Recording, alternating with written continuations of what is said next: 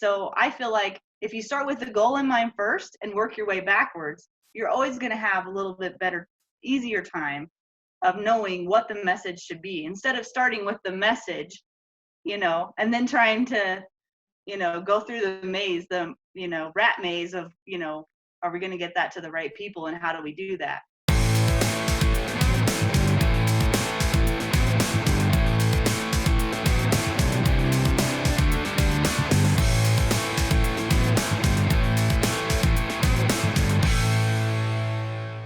Hi, folks, and welcome to episode number 2 of the In Focus podcast, where my goal is to help you establish a clear vision and strategy for marketing and branding your agriculture business through video. I'm your host, Austin Black. I own a production company and marketing agency that specializes in video marketing, branding, and strategy. Thanks so much for joining us today on episode number 2. We're glad to have you here on the In Focus podcast. If you missed episode number 1, I want to let you know that this is a 7-episode season where we discuss the 7 steps that are discussed in our video strategy workshop. Those steps are to identify the target audience, identify the viewer's needs, develop a key message, determine the shelf life of that video, create a clear call to action, determine your distribution method, and then measure the success and the analytics of that video once it's done. Too many companies, they produce a video without having any real clear expectations or goals. And the end result is that video just does not perform and they waste their time and money. So my goal through this podcast is to help you create a plan that is easy to follow and leads to a successful campaign. Today we're going to visit with Lora Thorson from Lora Thorson Creative about identifying the viewer needs. Folks, we're going to talk about why you really can't just spray and pray your marketing campaign, why you need to know how to reach your target audience. We're going to discuss how you can communicate them throughout different points of the buying cycle, whether they are in the awareness stage or the consideration stage, or finally the decision and buying stage. We're going to talk about how to determine what key points are important to them and how to communicate your message effectively. So folks, without further ado, let's jump in to episode number 2 of the In Focus podcast with Lora Thorson.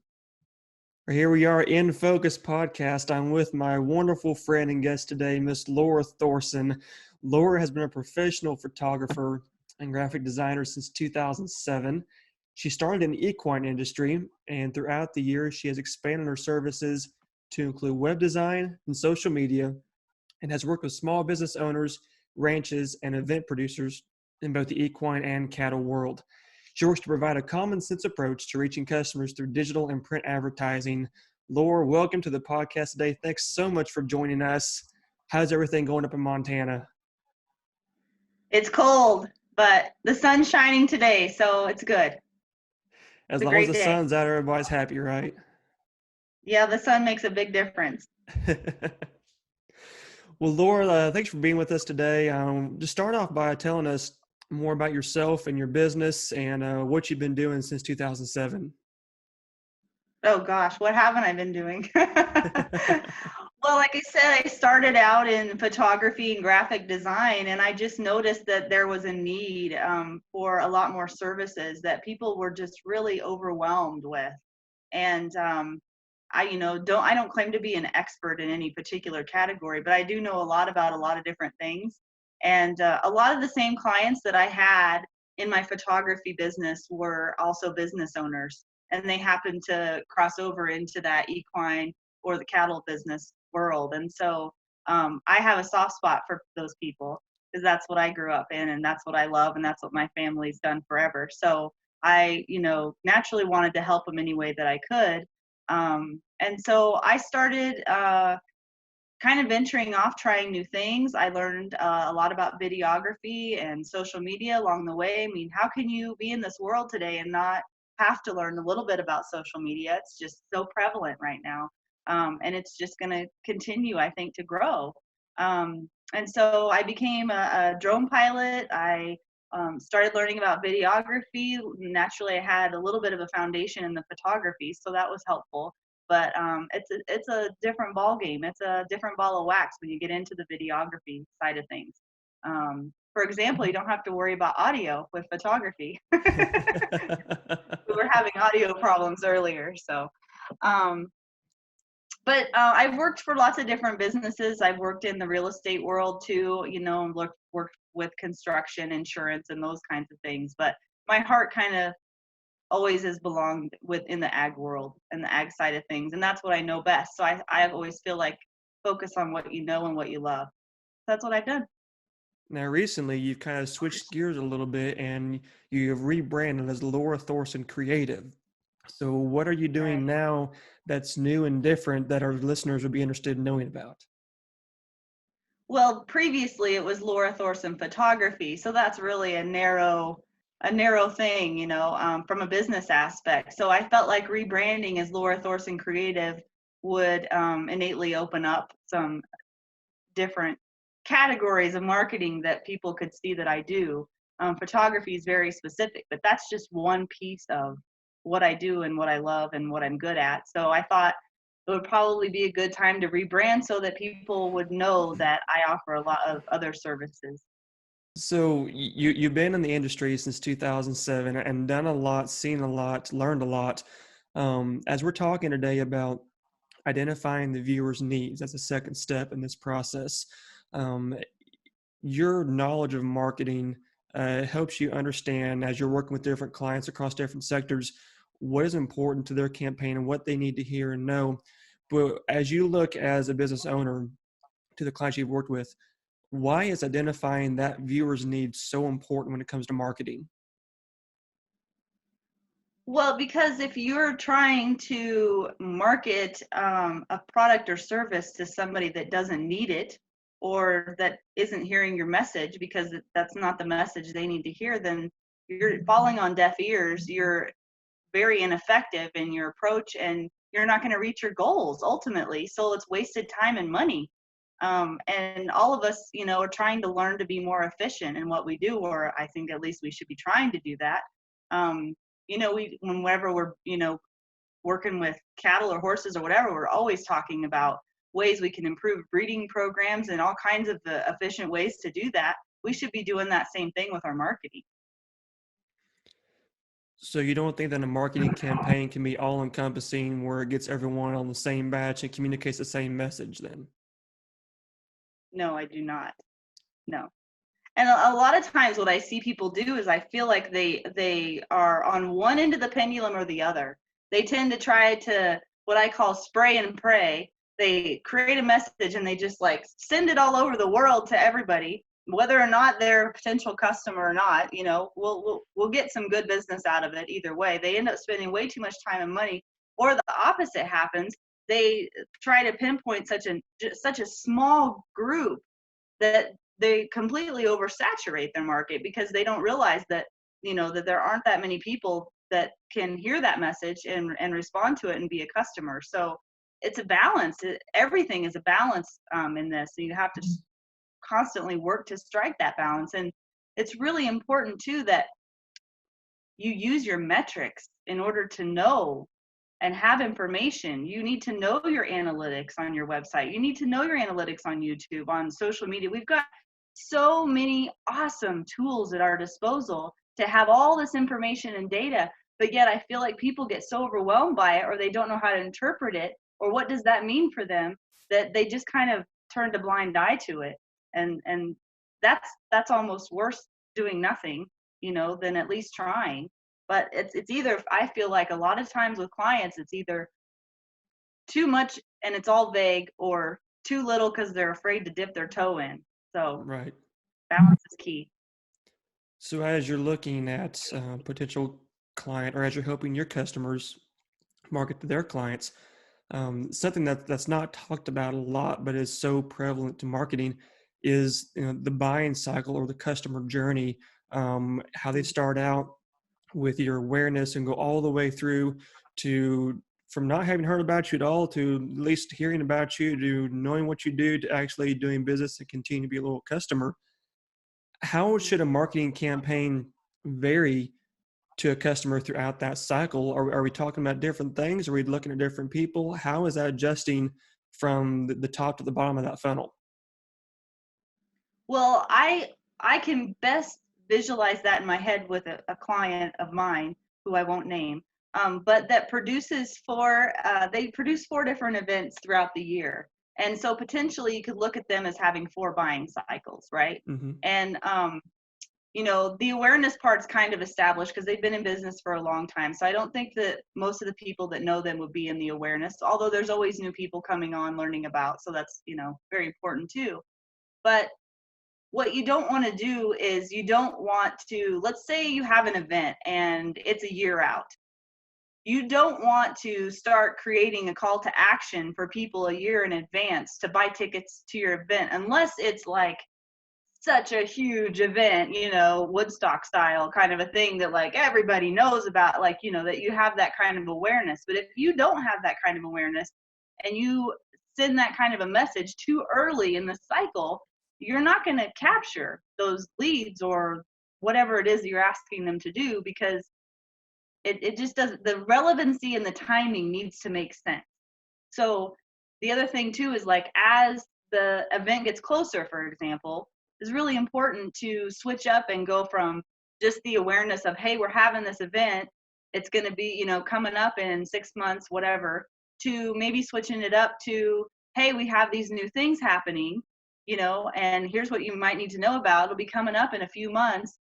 To, as we get closer, like weeks in on the event, that's when really, or even a month in on the event, that's when you want to start selling tickets, or, whatever it is that, I don't, it depends on what the event is. But again, relevancy and timing are the 2 most important things I can think of whenever you're trying to consider what message you should be sending at what time. Does that make sense?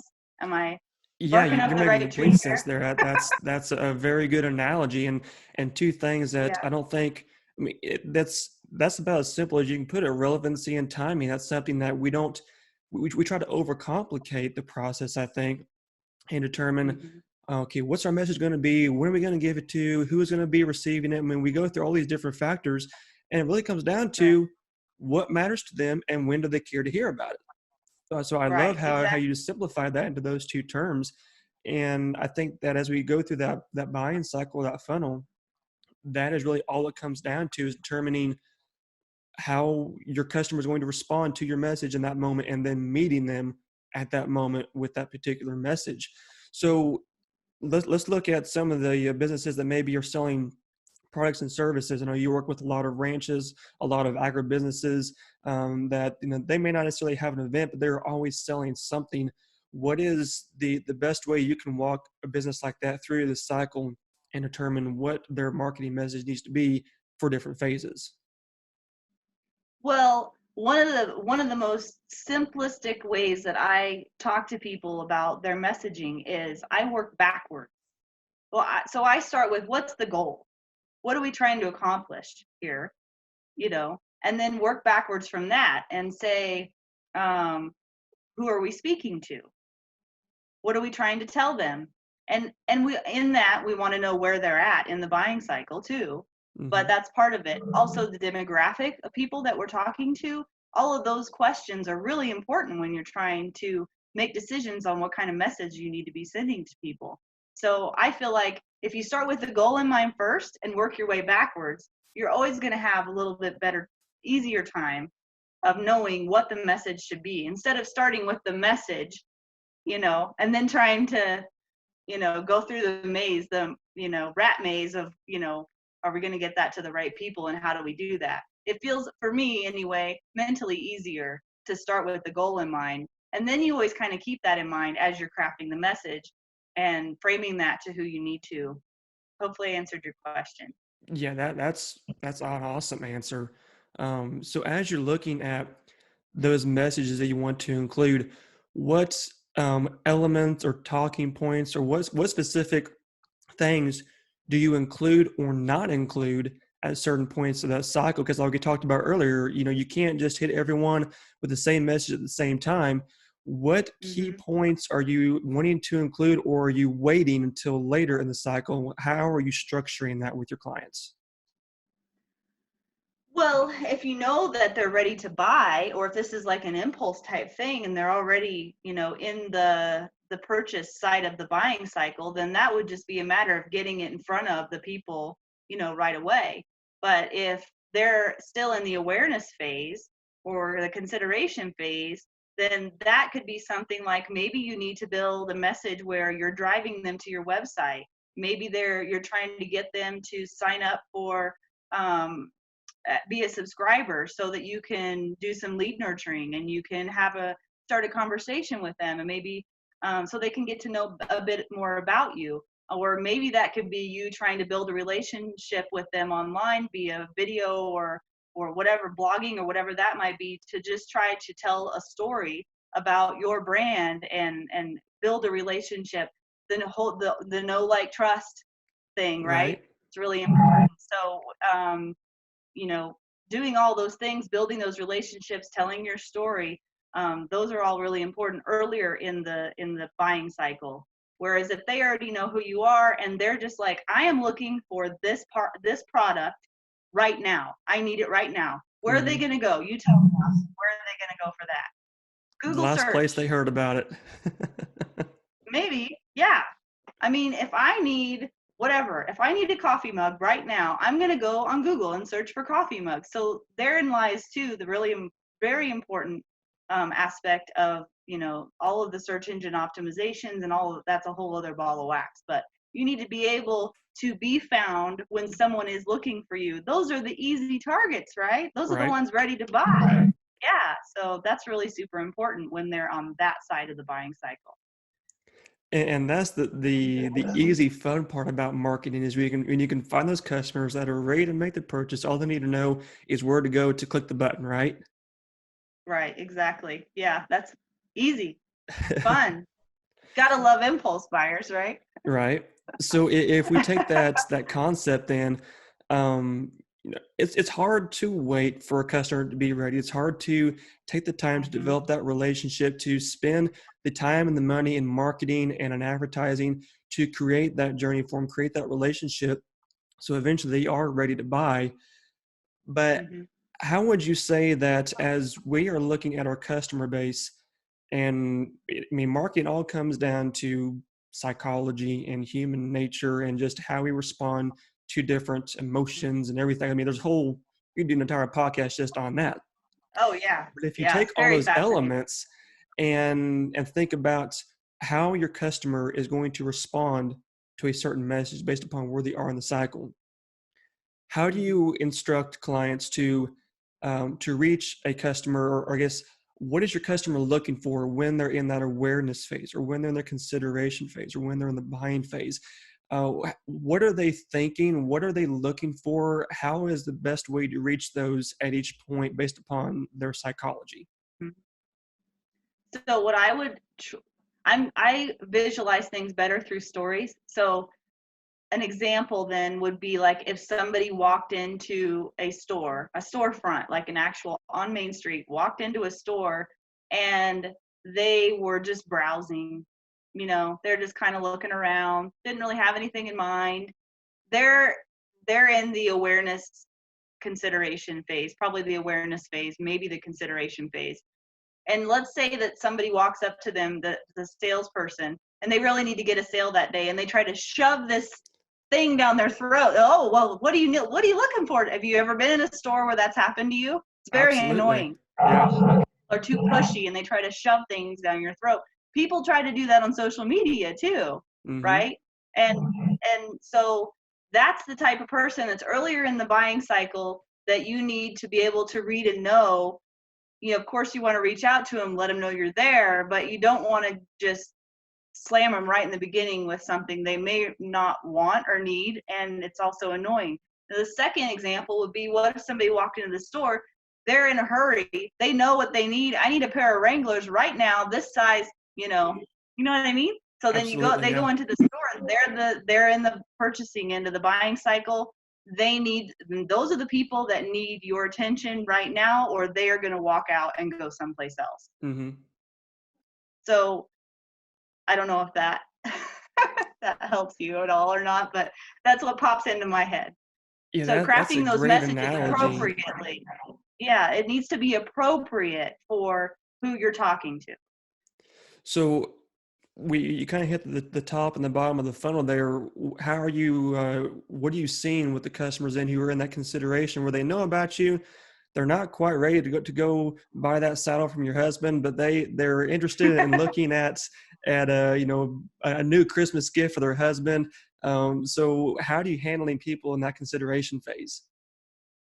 Well, that's when they just are on the edge there. You just need to give them a little nudge. So, you could do that in a multitude of ways. But one way that we do it, at least in the saddle business, is we have, sales that go on, so that for those people that are like, well, I'd like to have one, but, I'm not sure. Sometimes those little dangling, morsels of, percent off or whatever, sometimes that'll just kind of push them over the edge to where they'll become a buyer. Other times it just takes more time. If you can establish a trigger of some kind, and sometimes that happens in their life too, where all of a sudden something changes in their world.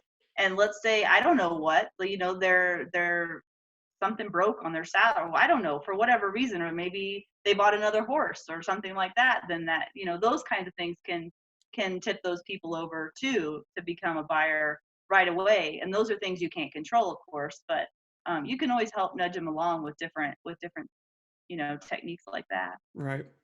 So let's visit a little bit more because for listeners who don't know, Laura's husband has a custom saddle making business and does a very outstanding job in producing those saddles. Custom saddles are kind of like custom hats, and where everyone wants one, but we don't always know how to get it done right. So as you're looking at marketing those custom saddles, in my mind, your customer journey starts with letting people know, hey, Justin makes custom saddles. This is who he is. This is what he does. This is where we are, et cetera, et cetera. Your consideration, you're probably trying to educate them on how the right saddle fits or the purpose of having a custom saddle. Obviously, in the end, you want them to know that, hey, Justin's the place to go to get your custom saddle. We're having a sale. This is the best buy you can make. As you're doing that education and as you're connecting with customers who know who you are, aren't quite ready to make a purchase, but they just need more information to know, is this the right saddle, or why do I even need to consider doing a saddle? What type of messaging are you giving those clients, or how are you attracting them to know this is the whole reason why a custom saddle would benefit you, and this is why we want to offer this to you at this price? Well, I don't know what you're going to think of this answer, but I have to bring this up, and this kind of goes along with what you're talking about, but it's a little left field, so I'm just going to tell you that right now. Okay. I have a video that I absolutely love. I've watched it 3 or 4 different times, and I don't know if you've ever heard of Simon Sinek. Have you ever heard of him? I love him. Yeah. Have you ever watched his video? It's a TED Talk he did in 2009. It's called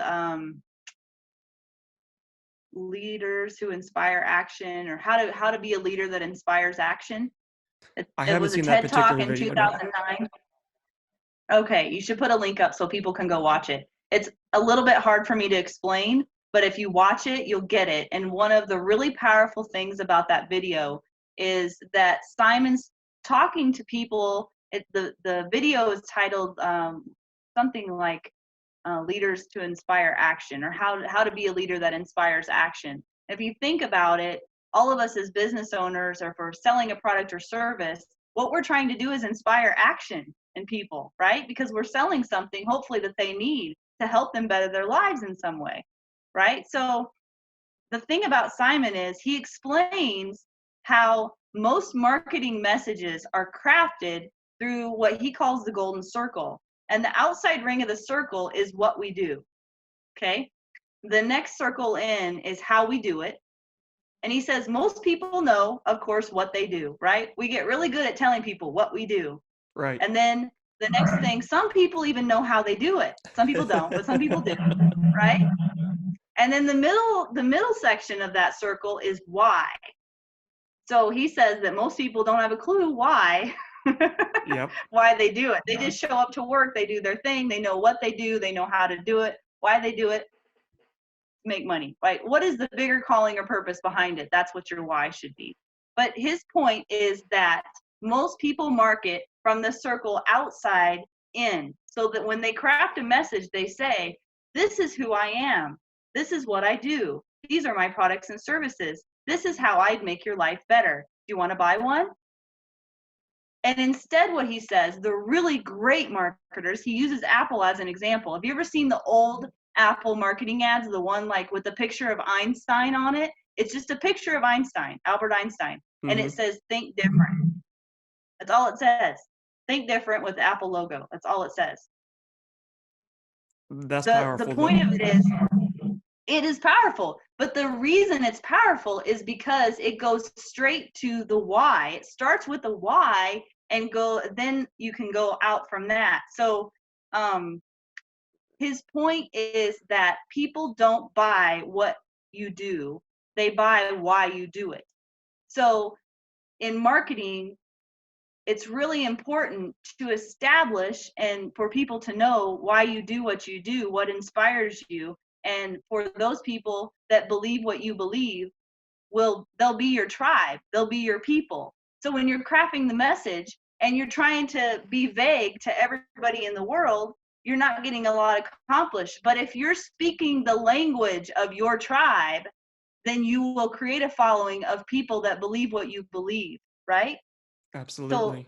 So that exactly is why so many things are, I feel, backwards. And of course it's important for people to understand what you do and how you do it, but the way you go about it, I feel like, is really the most important thing. Because like those people that are in the consideration phase, right? I know you think I'm going off on a tangent here. There's a No, point. this is great. But the people that are in that consideration phase are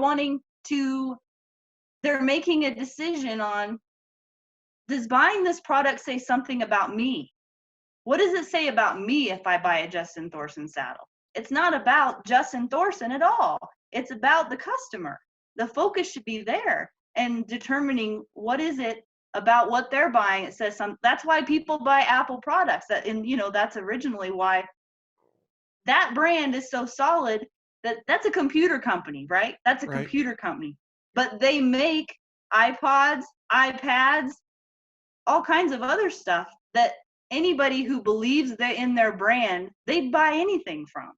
But you don't see somebody buying, something manufactured from Dell that's not a computer, because when you think Dell, all you think is computers. You don't think of anything else. So that's my point. That's awesome. That's a roundabout way of saying it, but you got to watch that video, because I can't even begin to explain it as well as Simon does.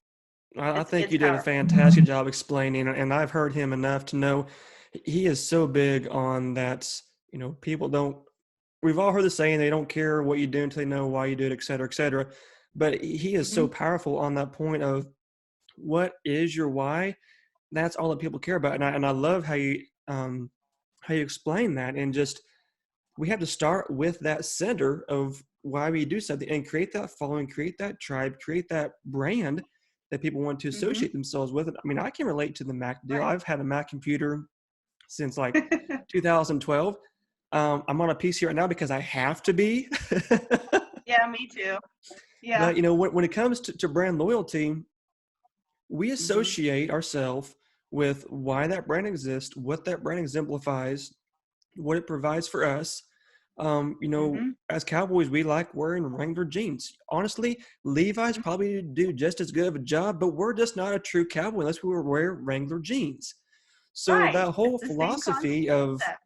of associating yourself in that consideration phase is an excellent point that I think sometimes even businesses forget about. They look at converting the customer and trying to meet their need, but by meeting their need, you're associating their need with what you have. It's combining the two, not just providing their solution, but providing their lifestyle as well. Now, folks, if you're interested in getting your own custom built outline for your business, then sign up for our video strategy workshop. We'll have a one-on-one meeting with your marketing team. We're going to discuss the current business structure, your marketing efforts, your new campaign goals, and your marketing budget. Then after the workshop, you'll receive a customized strategy outline that guides you through exactly what kind of video to use, when, and where. For more information or to book your private session, visit backroad-productions.com/workshop. So to follow up with that, something that can be very confusing sometimes, I think. When you're crafting your marketing message, there are times when we got to talk about our company, what we do, what we have, I mean, in that general speaking form. And other times we've got to speak directly to that customer. So how do you decide, and we've talked a little bit about this, but how do you decide when it's time to talk about you as a business and when it's time to talk about your customer and their needs and how you're going to help them out? Well, I think if you're creative, you can kind of do both in the same, a lot of times what I see people do is they'll craft messages based on their viewer needs, and then at the end they'll kind of throw in, a plug, Right. if you will. So, whenever you're creating a message, I can't remember what the three things, one was entertaining, another one is informing, and I forget what the third one is. Help me out if you know what it is. But you're always doing one of those three things. Is it just educational? That's what I've always said. Well, informing, I guess education, inform might be. Oh, maybe those are the three things. Should have looked it up before. Yeah. But anyway, you're always doing those things, and so I would say that whenever you're telling a story, building a relationship, doing a testimonial, whatever the case may be, you can still always throw that plug in, and it's kind of a soft thing, that's in there, but it's not an in your face. This is about me. This is what I can do for you. It's not in that language. It doesn't feel the same. Right. So I think that's really important, whenever you're creating something, that you realize you can be creative with the way you're going about it. It doesn't always have to be a certain way. That's what's fun about it. Absolutely, yeah. That's why I'm in this business, because, there's no hard and fast rules to anything, really. And the people that do really, really well are the people that don't, I mean, I don't want to be cliche. I've got to be careful. I was going to say think inside the box, but the people that do really well are the ones that kind of go rogue a little bit. They're a little left field. And those are the people that really find their tribes.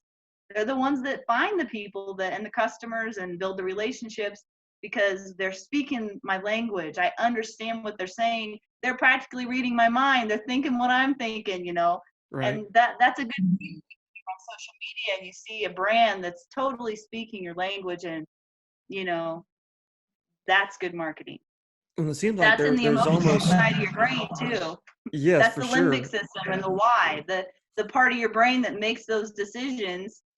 The decision making part of your brain is the limbic system, which is the emotional part of your brain that does not have any rationalization or contextual meaning. It's just a feeling. You just get a feeling. You just know. Just the Right. same way you get a feeling that you feel it's like something's not right. You can't really say what it is. You don't know. The same. It can go the other way too, where you're just like, yeah, I'm all in. I'm really liking what this is about. That's your limbic system, and that's the why, and not the what. And I love, I'm sure you probably heard of Donald Miller and Story Brand. I love how he lays out how a customer makes a decision, excuse me, in that they have to determine emotionally that it's the purchase they want to make. They have to be comfortable and familiar, and there's no logic to the first part of that decision at all. It's, I want this, I need this, I will find a way to get this somehow. Subconsciously, that's what's going on. And then as soon as they make up their mind that I need to have this product or the saddle or whatever it is, then, okay, now I need to find a logical reason to make this emotional purchase. I need to find a sale. I need to find a feature about it. I need to make sure that it's going to provide a return on my investment. I've already convinced myself that I need it. Now I have to that has to make sense logically, and it's kind of a two-stage factor, and something we don't even really think about, but that's just how our brain operates. So if you can hit that emotional, that inner core of why you even care about this, why your customer even cares about it, you solve that, or you answer that question, and then you just provide them with the reason to act on that. Exactly. Yeah, that's exactly right. Yeah, that's exciting stuff because that's stuff that not everybody gets, and it's a very simple concept. And whenever you hear the truth and you know the truth, which is what we're speaking today, you just know it, all right? So Right. that's what's exciting about it. You get that feeling, and that just makes me love being in this business even more. Well, and as I learn more about marketing and more about human behavior in business and how we respond to certain things, not only do you see things differently, but you also gain a greater appreciation for why it is that way, and you learn to understand what the power of marketing is, what the power of human emotion is, of storytelling, and how it's always subject to some form of change, how you always have to adapt and Right, be flexible and try to outthink the system, you might even say. And it makes it right, so fun to determine what is the best approach for this client, for this project, for this customer. How can we right, do things, as you said, against the status quo, going outside the box, being different.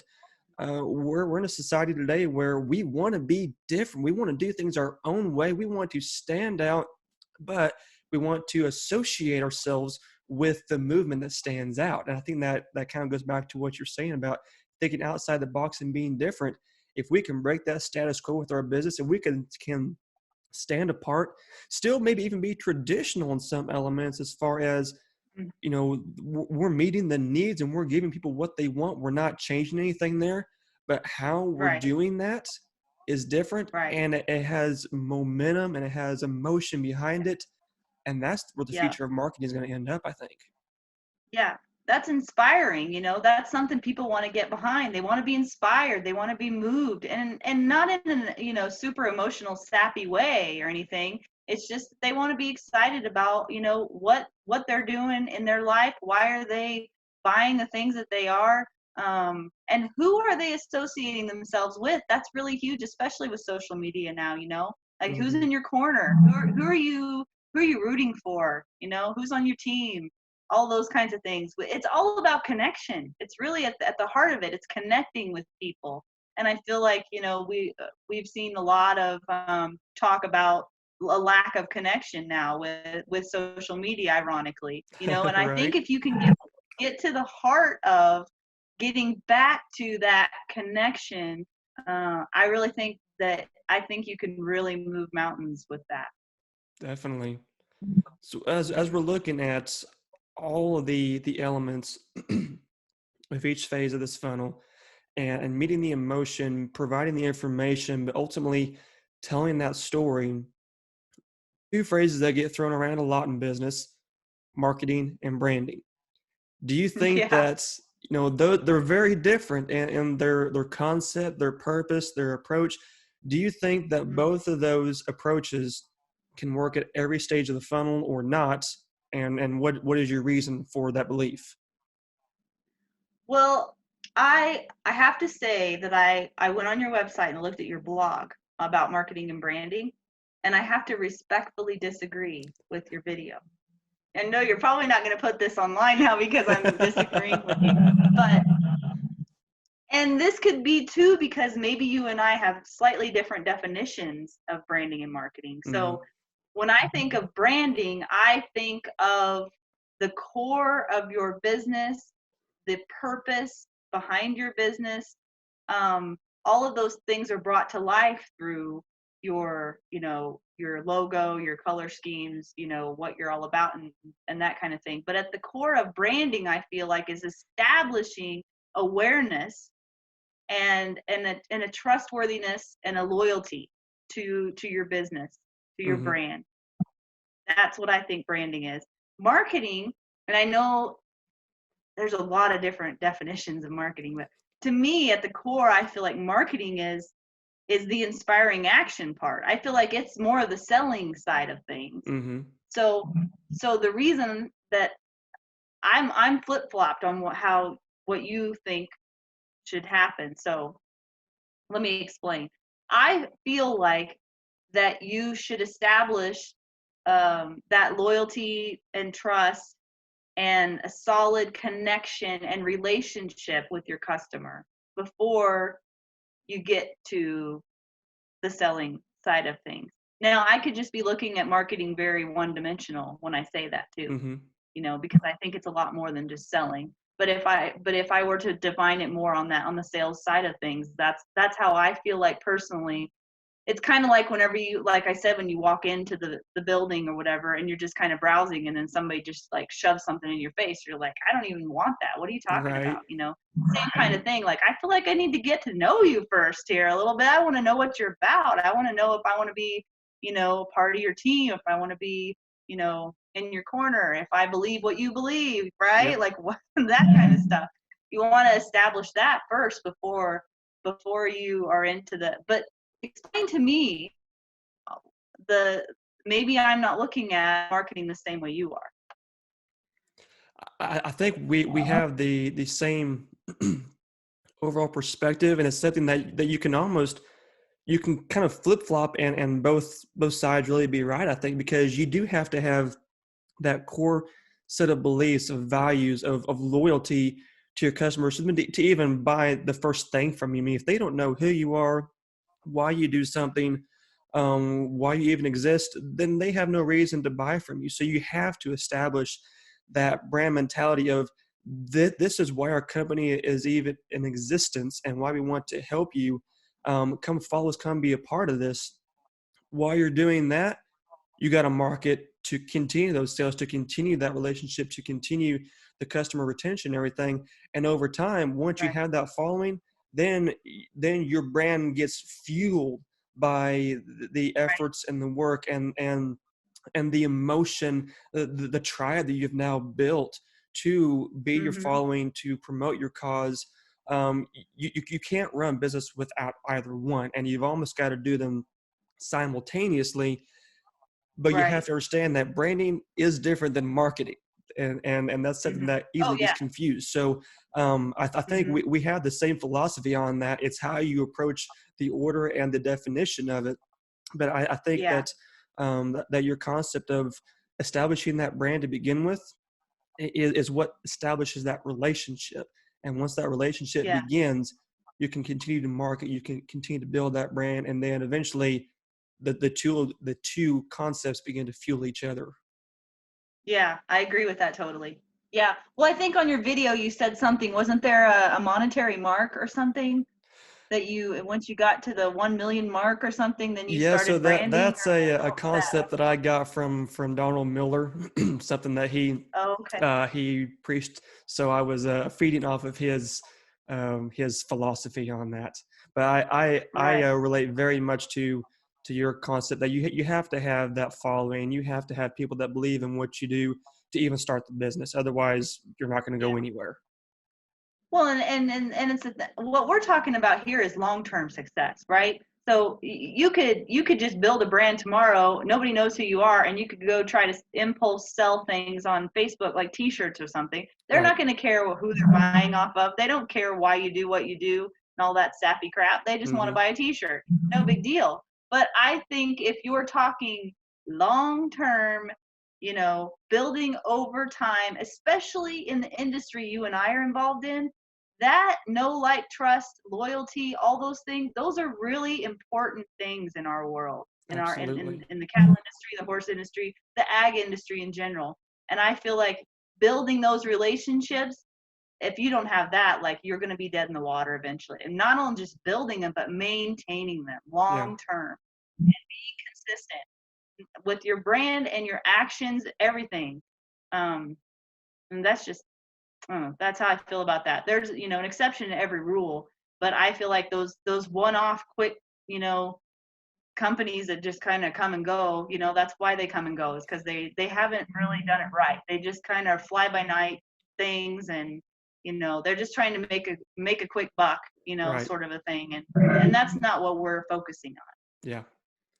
So with that concept in mind, as we kind of wrap up today, what are some of the biggest mistakes that you have seen, whether it's yourself early on or some of your clients or even other companies make, that the biggest mistakes made when it comes to identifying your viewers' needs, the message they need to hear based upon where they are in the cycle? How have you seen that fall short in particular projects or campaigns over time?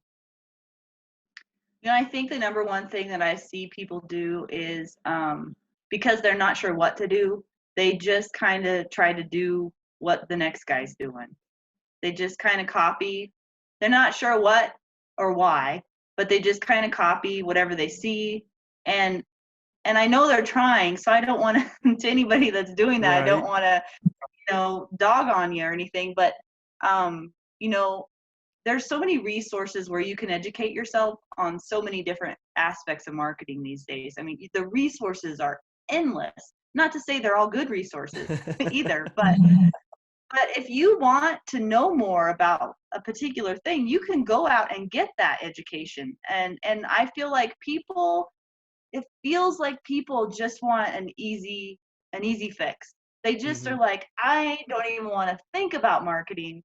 It's like this bad word, they just, oh gosh, I don't even want, I've got too many. And a lot of people do, especially in the cattle business, they got lots of other things that they need to focus on and think about, and having people like you and me to focus on the marketing side of things is a huge advantage for them, because it's not even that they don't know about it, it's they don't want to know about it. They have their field of expertise and we have ours. And part of being a successful business owner is knowing where your weaknesses are and Hmm. finding people that are good in those areas where you're not so good, and taking advantage of that, because we can't all be good at everything, and I'm Right. certainly not. um so I feel like that instead of just copying what the next guy is doing. Let's see, what are some other things I've seen? I talked about the spraying and praying thing. Like they just throw money at all kinds of things and just hope something sticks. That's Hmm. a common marketing. Or you have the guy that's uber conservative and he puts one print ad in a magazine once a year and then complains because I didn't get one phone call from that Hmm. ad. So there's a wide spectrum of what people do, and I would say that either of those two things are probably uh, are not well balanced. And if you don't have the time to learn about marketing, if you don't want to learn about it, and or you don't, the data that we talked about, the analytics and all those things, if you're not interested in that, you should find somebody that does know that, and use them as a resource, because it's complicated. There's a lot of layers. It's like Right. an onion you peel back, right? I mean, it's never ending. I think that's why you and I love it so much, is because it is a never ending challenge. Constantly you have to be adapting. So in any good business, that's what you should be doing, whether you like it or not. Right. Well, and the best Mhm. working relationships, I think, are when you find two people that are highly skilled in their respective areas, and they know the other person is better than they are at that one particular area. So you find a cattle producer that can raise the best bulls in the country, but just doesn't really know how to market them. It's a perfect relationship to join together and help promote promote those genetics, promote that sale. You both are going Mhm. to be experts in your field, and you're going to benefit each other and promote each other and make each other better because of it. And it's important that uh, we don't forget the fact that it's okay to not be good in a certain area. Find someone who is good, Right. pay them money, make them Exactly. make you look good, and work together, Mhm. and you're both going to be better off in the long run. Exactly. Yep. And once again, it boils down to relationships, building those relationships. I mean, some of the clients that I have, I mean, I think of as family. There are people that, I'd do anything for. And when you get business relationships like that, I mean, you can't go wrong.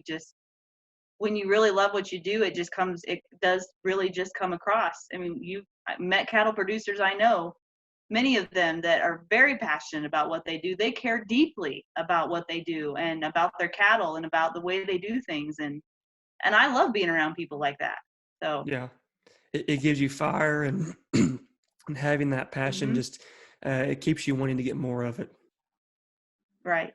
Yep. It's contagious.